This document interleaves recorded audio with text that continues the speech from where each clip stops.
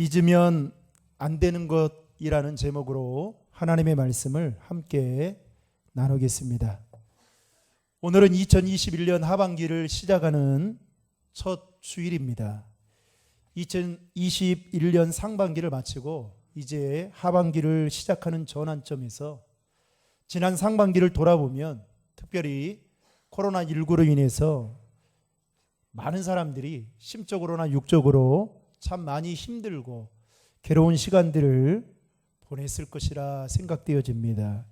특별히 신앙적인 면에 있어서도 많은 제약들이 우리에게 있었죠. 여전히 지금도 여러분들은 마스크를 쓰고 지금 예배를 드리고 있는데 언젠가 이 마스크를 벗을 수 있을까 이런 생각을 해볼 때마다 참 암담할 뿐입니다. 그럼에도 불구하고 여러분, 여기까지 코로나19로부터 저와 여러분들을 지켜주시고 보호해 주신 여러분 주님의 은혜가 있었다는 사실을 믿으시길 바랍니다.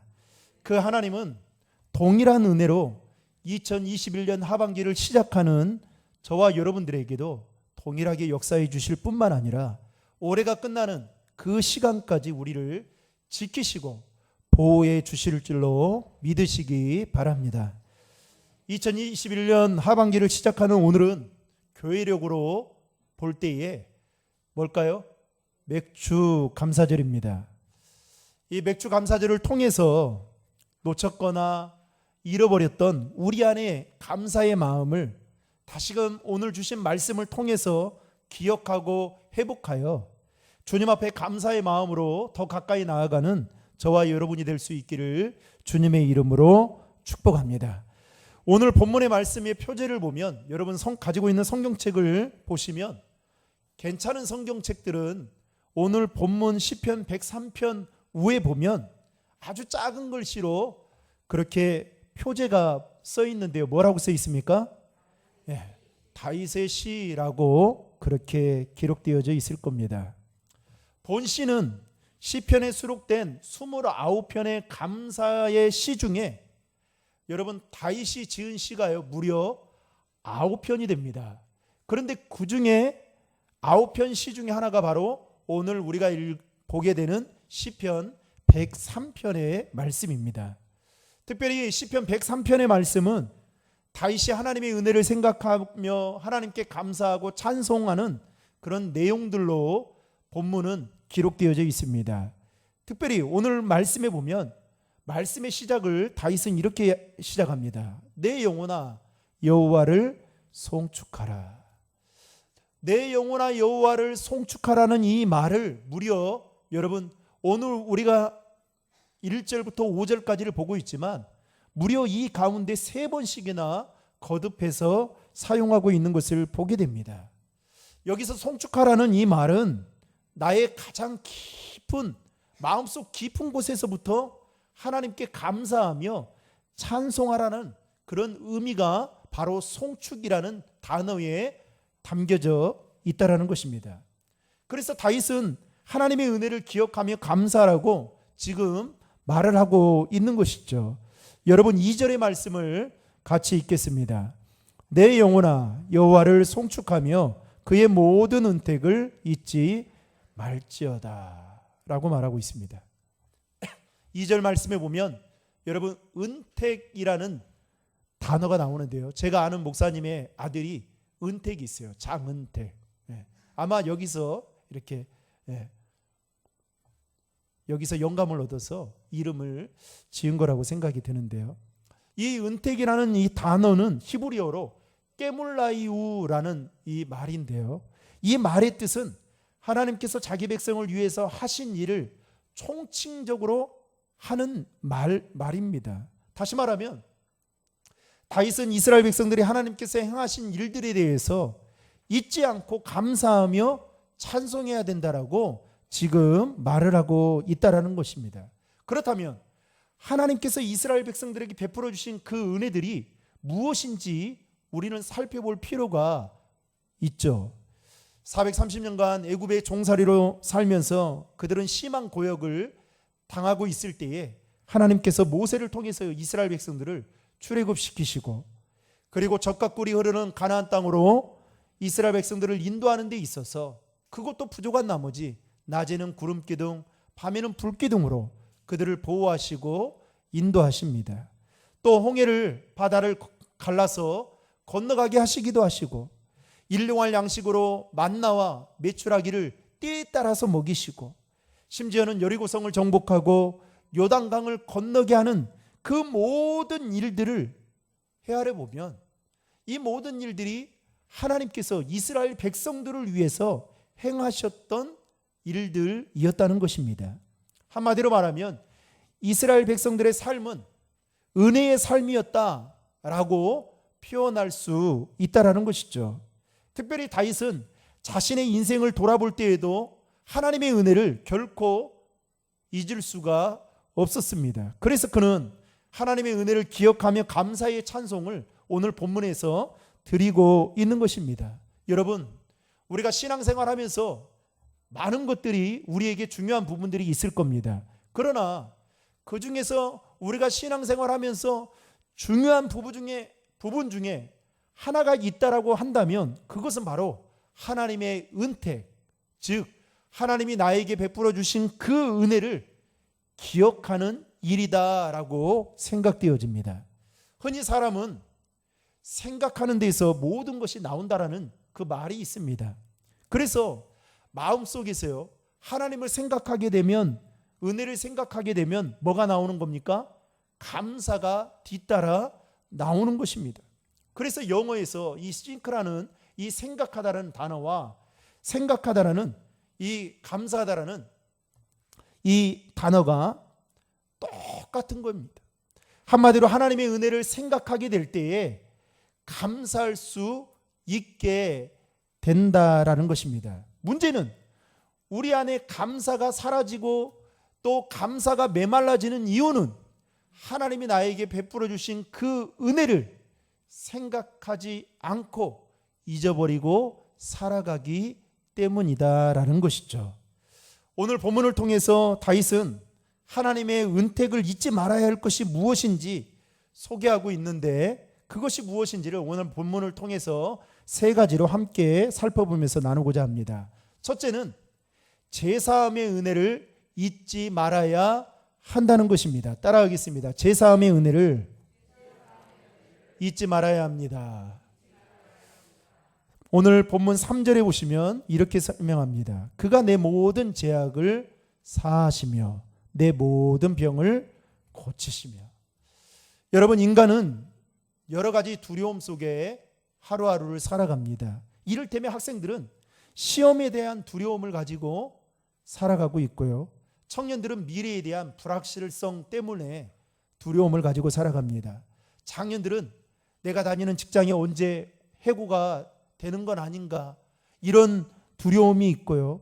그리고 어느 날 내 건강이 무너지는 것은 아닌가, 이 건강에 대한 두려움을 가지고 살아갑니다. 그리고 노년들은 죽음에 대한 두려움을 가지고 살아갑니다. 그런데 이런 두려움들은 성경에서는 죄 때문에 온 것이다 라고 그렇게 말을 하고 있습니다. 마치 아담과 하와가 죄를 짓자 그 마음에 뭐가 생깁니까? 두려움이 들어온 나머지 하나님을 피해서 어디로 도망갑니까? 동산 나무에 있는 그 그늘 사이에 숨게 하는 것과 똑같다라는 것입니다. 그래서 사람은요, 죄를 지으면 그 마음 안에 뭐가 있는 거예요? 두려움으로 가득 차게 되는 것입니다. 여러분, 두려움이 있는 인간은 절대로 그 근본적인 죄의 문제를 반드시 해결받아야만 됩니다. 그런데 문제는 인간의 힘으로는 그 죄의 문제를 해결할 수 없다라는 것이죠. 그래서 성경은 그 우리의 죄의 문제를 해결할 수 있는 유일한 길이 바로 예수 그리스도밖에 없다라고 말하고 있는 것입니다. 사도행전 4장 12절에 보면 다른 이로서는 구원을 얻을 수 없나니 천하 인간의 구원을 얻을 만한 다른 이름을 우리에게 주신 일이 없느니라 라고 말씀하고 있는 것입니다. 더 나아가서 히브리서 9장 22절에 보면 율법을 따라 거의 모든 물건이 피로써 정결하게 되나니 피 흘림이 없은즉 사함이 없느니라 라고 말씀하고 있습니다. 하나님께서 우리의 죄를 사해 주시기 위해서 하나밖에 없는 독생자 예수 그리스도를 십자가에 못 박혀 피 흘려 죽으시는 그 대가를 치르심으로 말미암아 우리의 죄를 다 사해 주셨다라는 것입니다. 그러므로 저와 여러분은, 성경에서 말하고 있는 저와 여러분은 엄밀히 말하면 죄인이지만, 죄인이었던 우리가 예수 그리스도의 십자가에 못 박혀 죽으심으로 말미암아 이제는 제사함의 은혜를 입게 된 하나님의 자녀들이라는 것입니다. 이 은혜를 잊어서는 안 된다라는 것이죠. 옛날에는요, 참 제가 다닐 때만 해도 주변에, 저희 동네에도 이렇게 제대로 살지 못하는 사람들이 있었습니다. 그래서 그 당시 때에는 가다가 그 다른 집 주변에, 다른 집에 뭐 단감나무나 그 다음에 가지 같은 거 있으면 그것을 그냥 따먹곤 했어요. 근데 문제는 뭐냐? 걸리면 안 된다는 것이죠. 한 번은요, 제가 잊어버릴 수가 없는데, 동네 형들하고 한 번은 고창에 가면 그 중고등학교, 여자 중고등학교 안에 가수원이 있었습니다. 그런데 그 사과 가수원이었는데 한 번 사과를 서리하러 가자 해서 맨날 몇 시에 만나자. 그래서 그 당시 때 학교를 다닐 때에도 그렇게 큰 가방을 다닌 적이 없었는데, 그때는 사과 서리를 해야겠다라고 생각을 하고 농구 선수들이 가지고 다니는 옛날에 그 가방 아시죠? 그게 한참 유행했거든요. 그 가방을 가지고 새벽에 만났습니다. 만나가지고 한참 이제 들어가서 담을 넘어서, 철장을 넘어서 사과 서리를 열심히 하고 있는데, 여러분 거기에도 원두막이 있지 않습니까? 그 주인이 있었던 겁니다. 지키고 있었던 거예요. 그러다가 걸리게 된 겁니다. 근데 제가 그때 제일 막내였고, 그리고 다 형들이었어요. 근데 그 형들 중에 한 명이 달리기를 제일 못하는 형이 하나 있었습니다. 걸리게 됐는데 주인이 막 그 새벽에 막 쫓아오는 거예요. 그런데 막 그 가방 다 버리고 막 난리가 아니었습니다. 그런데 그 형이 그 가방을 계속 들고, 이 사과는 내가 열심히 땄으니까 가져가야 된다는 생각을, 다른 사람 다 버리고 도망갔는데 들고 간 거예요. 그러다가 주인이 쫓아왔는데, 문제는 주인이 쫓아오니까 가방에서 사과를 집어가지고 주인을 향해서 던진 겁니다. 주인이 맞은 거예요. 그래서 어떻게 하냐, 주인이 화가 나가지고 널 길피고 잡아야겠다 생각해가지고 잡히게 된 겁니다. 그리고 나서 함께 이 사과 서리를 했던 사람들을 다 데리고 오라고 한 거예요. 근데 그때 이제 저한테 온 겁니다. 주인이 지금 오라고 하는데 와야겠다. 그래서 제가 사정사정했습니다. 한 번만 봐달라고, 한 번만. 그럼 내가 나중에 그 은혜를 갚겠다고. 그래가지고 그 어려움을 모면한 적이 있었는데요. 그리고 다른 사람들만 그때 주인에게 가서 혼나고, 저는 그때 피한 적이 있죠. 제가 그 형을 잊어버릴 수가 없습니다. 왜요? 안 그랬으면 엄청나게 정말 혼이 났을 텐데, 그 모든 죄를 본인이 다 뒤집어 씌웠던 거예요.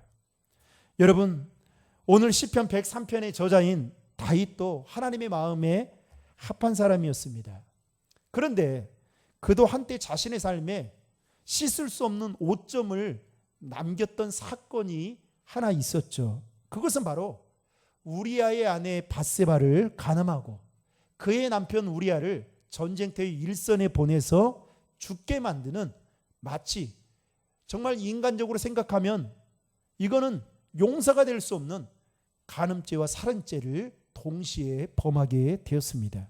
그때 하나님은 나단 선지자를 통해서 다윗의 죄를 지적하게 됩니다. 그 지적을 받은 다윗이 어떻게 합니까? 시편에 보면 눈물로 침상을 띄우며 하나님 앞에 회개의 기도를 드립니다. 그때 하나님이 그의 모든 죄를 사해 주시죠. 인간적으로 보면 다윗은 절대로 사함을 받을 수 없는 그 죄를 사함받게 된 것은 여러분 누가 뭐라 해도 하나님의 전적인 은혜였습니다. 그래서 오늘 다윗은 뭐라고 3절에 고백하느냐? 그가 내 모든 죄악을 뭐 하셨다라고요? 사하셨다라고 하면서 감사의 찬송을 드릴 수 있었던 것입니다. 사랑하는 성도 여러분, 거룩하신 하나님 앞에 어느 누구도 우리는 죄를 가지고 감히 설 수 없는 자들입니다. 마치 구약의 대제사장이 제사를 드리기에 앞서서 자신을 성결하게 하고 그리고 백성들의 죄를 가지고 제사를 대신 드리러 그 갈 때 그 거룩한 부담감을 가지고 나아가듯이 여러분 거룩하신 하나님 앞에 우리는 정말 죄인인 우리는 한시도 제대로 설 수 없는 연약한 자들입니다. 그럼에도 불구하고 예수 그리스도의 십자가에 흘리신 보혈로 말미암아 우리의 죄를 다 사해 주시고 이제는 대제사장을 통해서가 아닌 저와 여러분들 각자가 한 사람 한 사람이 하나님 앞에 예배자로 나아갈 수 있다라는 것은 여러분 전적인 하나님의 은혜임을 믿으시길 바랍니다. 이사야서 1장 18절에 보면 너희의 죄가 주홍 같을지라도 눈과 같이 이어질 것이요 진홍같이 붉을지라도 양털같이 희게 되리라 말씀하고 있습니다. 바라건대 저와 여러분이 제사함의 은혜를 잊지 아니하고 기억하며 날마다 감사의 찬송을 부를 수 있는 우리 살아가는 신도림 중앙의 모든 성도들이 될 수 있기를 주님의 이름으로 축원합니다. 둘째로 다윗은 파멸에서 구원해 주신 하나님의 은혜를 잊지 말아야 한다라고 말하고 있습니다. 따라하겠습니다. 파멸에서 구원해 주신 은혜를 잊지 말아야 합니다. 오늘 본문 4절에 보시면 내 생명을 파멸에서 속량하시고 인자와 국률로 간을 씌우시며 라고 말하고 있습니다. 우리말 성경에 보니까 이렇게 표현합니다. 내 생명을 멸망에서 구속하시고 사랑과 자비로 내게 간 씌우시며. 한마디로 다윗은 죽음의 위기에서 자신을 건져주신 주님의 은혜에 감사의 찬송을 드렸다라는 것입니다. 여러분 다윗의 인생을 보면 참 스펙타클했습니다. 그는 이스라엘의 두 번째 왕으로 사무엘 선지자로부터 기름 부음을 받게 됩니다. 그런데 기름 부음을 받고 난 이후에 그의 인생이 얼마나 기대가 됐겠습니까? 그런데 다윗은 자신의 기대와는 달리 자신의 인생이 펼쳐지는 그 상황들이 참 인간적으로 이해가 되지 않았습니다. 이스라엘과 하루는 블레셋과의 전쟁을 치르고 승리해서 승리의 괴가를 부르며 돌아오고 있는데 수많은 여인들이 이 찬양을 하는 거예요. 칭송을 하면서 이렇게 외칩니다. 사울은 천천히요 다윗은 만만히로다. 이 말을 누가 듣게 되었느냐? 옆에 있던 아니 자신이 모셔야 되는 사울 왕이 듣게 되었던 것입니다. 그때부터 마음이 불편하게 된 것입니다. 이 다윗을 바라보는 눈빛이 이제는 바뀌게 된 것이죠. 그러면서 엄청난 시기와 미움을 이제 하기 시작합니다. 그러면서 사울이 다윗을 죽이기 위해서 열을 올리기 시작하는데 성경에 보면 사울이 다윗을 죽이기 위해서 단창을 2번씩이나 여러분 던지는데요. 얼마나 힘있게 던졌던지 그 단창이 벽에 여러분 박힐 정도로 던졌다라고 말하고 있습니다. 그러니까 여러분 단창이 관통하면 다윗은 그냥 죽는 거 아니겠습니까? 그러잖아요. 그뿐만 아니라 게다가 도망간 다윗을 잡아서 죽이기 위해서 그 주변에 소식통들을 정보통들을 놓는 거예요. 안테나와 같은 역할을 할 수 있는 사람들. 그리고 그 소식을 들으니까 사울이 어떻게 하느냐? 여러분 성경에 보니까 3,000명의 군사들을 보내가지고 다윗을 잡아 죽이기 위해서 그렇게 열을 올립니다. 여러분 제정신이 아니죠. 지금 사울은 이스라엘을 지켜도 여러분 주변의 적군으로부터 보호할까 말까 하는데 다윗 한 사람을 죽이기 위해서 3,000명을 여러분 동원했다는 것은 정말 이거는 제정신이 아닌 것입니다. 그 정도로 다윗의 삶은 그야말로 피폐했습니다. 한 번은 다윗이 사울을 피해 도망을 갔는데 거기에서 아기스의 신하들이 다윗을 알아보게 된 것입니다. 그래서 아기스 왕에게 고하게 되죠. 그러니까 졸지에 다윗이 이제 죽게 되는 상황을 맞이하게 된 것입니다. 그때 다윗이 어떻게 합니까? 미친 척을 하고 대문짝을 그적거리면서 침을 수염에 흘리는 미치광이 연기를 통해서 죽음을 면하게 됩니다.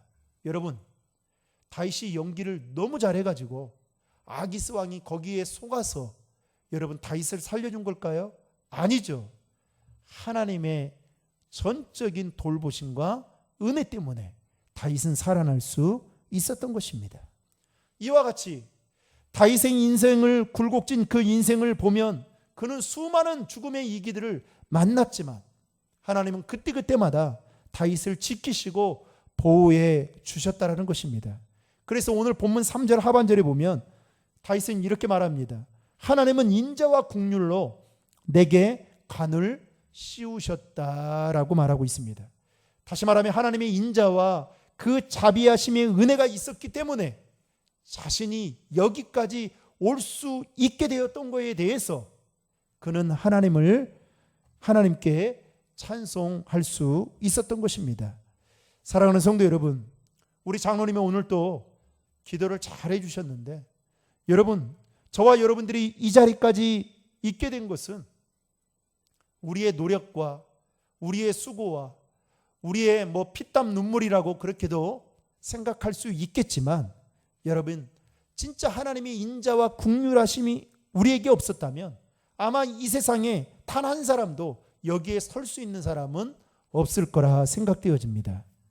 하나님의 사랑과 자비라는 그 은혜가 있었기에 저와 여러분들이 지금까지 살 수 있었던 것처럼 그 하나님의 인자와 긍휼하심으로 말미암아 파멸에서 구원해 주신 그 주님의 은혜에 다윗은 감사하며 감사의 찬송을 드렸던 것처럼 그 마음이 저와 여러분들에게도 동일하게 넘쳐나기를 주님의 이름으로 축복합니다. 마지막 세 번째로 다윗은 좋은 것으로 만족하게 하시는 은혜를 잊지 말아야 한다라고 고백하고 있습니다. 따라하겠습니다. 좋은 것으로 만족하게 하시는 은혜를 잊지 말아야 합니다. 오늘 본문 5절 말씀에 보면 이렇게 말합니다. 좋은 것으로 내 소원을 만족하게 하사 내 청춘을 독수리같이 새롭게 하시는도다. 여러분, 사람은 누구나 다 소원을 가지고 살아갑니다. 노래도 이런 노래 있잖아요. 우리의 소원은 뭐예요? 통일. 있잖아요. 믿는 우리들에게는 소원과 같은 기도의 제목들이 있습니다. 그런데 지나고 보면 여러분, 우리가 기도했던 그 소원과 같은 기도의 제목들이 하나하나 다 응답되거나 이루어졌던 것을 볼 수 있습니다. 제가 어제 저녁에 여기 목양실에 있다가 늦게 들어가서 이제 저녁밥을 먹는데요. 우리 막내가 한 번도 보지 않은 장난감을 가지고 막 놀고 있는 거예요. 그래서 참 이상하다. 저 장난감을 누가 사줬지? 아빠 외에는 사줄 사람이 없을 텐데 이렇게 생각을 하고 있었어요. 그랬더니 우리 집사님 한 분이 그거를 아주 좋은 장난감을 그것도 몇 개를 갖다 준 거예요. 그래서 아유, 우리 집사님한테 너무너무 감사하다. 정말 늘 갚을 길이 없다라는 생각이 들었는데요. 제가 우리 집사람으로부터 충격적인 뜻밖의 이야기를 들었습니다. 제가 어느 날 이 집사님 그 페이스북에 그 사진을 하나 올렸는데 그 사진에 지금 우리 아이가 가지고 있는 그 장난감이 비치가 되어 있었어요. 그런데 제가 그 집사님한테, 우리 집사님한테 이렇게 그 당시 때 이제 저희 교회 다니지는 않으셨으니까 그렇게 집사님 인사를 하면서 그 장난감이 우리 아이의 뭐 손에 이렇게 오겠네요 막 이렇게 하면서 제가 우스개로 그냥 올렸습니다. 정말 아무 그냥 뭐 마음 없이. 그런데 집사님이 저희 교회에 등록하시고 저희 교회 선물을 가져오신 거예요. 그러면서 그 페이스북을 캡처를 해가지고 저희 집사람한테 보내줬는데 제가 그걸 보고 깜짝 놀랐습니다. 이거 내가 적은 거 맞는가? 라는 생각이 들었어요. 그러면서 제가 우리 아이들한테 이런 말을 했습니다. 생각만 해도 저는 진짜 그때 딱 한 번 그때 그 사진 보고 그냥 그때 딱 생각하고 끝난 거예요. 했는데 하나님이 이렇게 채워주시는데 하물며 기도하면 하나님이 저와 여러분들의 소원보다 더 가장 좋은 곳으로 채워주시지 않을까라는 생각이 들었습니다. 하나님은 우리에게 좋은 것을 여러분 주시기를 원하시는 분이십니다. 마태복음 7장 7절부터 9절 말씀에 보면 이렇게 말씀합니다. 너희 중에 누가 아들이 떡을 달라 하는데 돌을 주며 생선을 달라 하는데 뱀을 줄 사람이 있겠느냐? 너희가 악한 자라도 좋은 것으로 자식에게 줄 알거든 하물며 하늘에 계신 너희 아버지께서 구하는 자에게 뭘요? 좋은 것으로 주시지 않겠느냐? 사랑하는 성도 여러분, 하나님은 오늘 또 하나님의 자녀들이 구할 때에 가장 좋은 것으로 가장 최고의 것으로 쓰다 남은 것 주는 것이 아니라 좋은 것으로 풍성하게 채워주시는 분이심을 믿으시길 바랍니다. 그래서 다윗은 그렇게 고백한 거예요. 좋은 것으로 주시는 그 하나님의 은혜를 잊지 말아야 된다라고 찬송하고 있다라는 것입니다. 여러분, 우리 모두는 이 세상에 태어날 때에 다 빈손으로 태어나서 지금까지 살아왔습니다. 지나온 시간들을 돌아보면 내 힘과 내 능력, 내 열심으로 살아온 것 같다 그렇게 생각할 수 있겠지만 여러분 엄밀히 생각해 보면 하나님께서 우리를 먹이시고 입히시고 돌보아 주신 그 은혜가 있었기 때문에 여기까지 올 수 있었다라는 것입니다. 더욱이 하나님은 때를 따라 우리의 삶에 좋은 것으로 즉 내 소원을 만족해 해주시는 분이심을 여러분 잊지 마시기를 바랍니다. 그렇다면 하나님의 은혜를 받은 우리들은 여러분 어떠한 삶을 살아야 되는 걸까요? 다윗이 말하는 그 은혜, 다시 말하면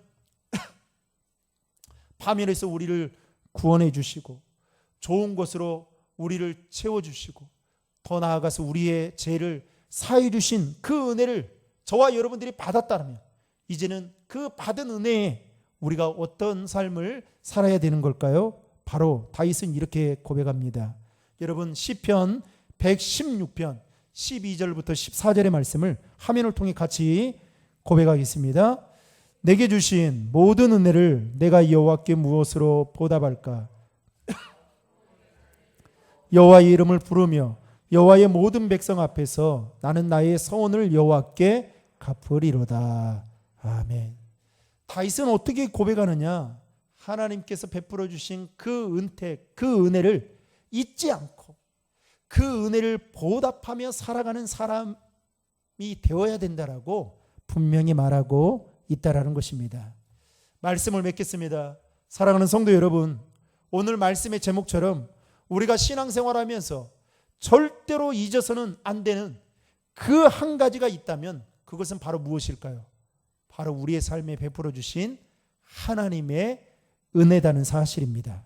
지난 6개월 동안 베풀어 주셨던 그 하나님의 은혜를 여러분 잊고 여기까지 왔다면 다시금 잊었던 그 하나님의 은혜를 기억하고 감사해서 다윗과 같이 하나님께 감사의 찬송을 드릴 수 있는, 그래서 남은 이제 올 하반기가 시작되는 7월의 첫 주일이자 이제 6개월 동안을 하나님의 은혜에 감사하며 살아갈 수 있는 우리 사랑하는 신드림 중앙의 모든 식구들이 되기를 주님의 이름으로 축원합니다.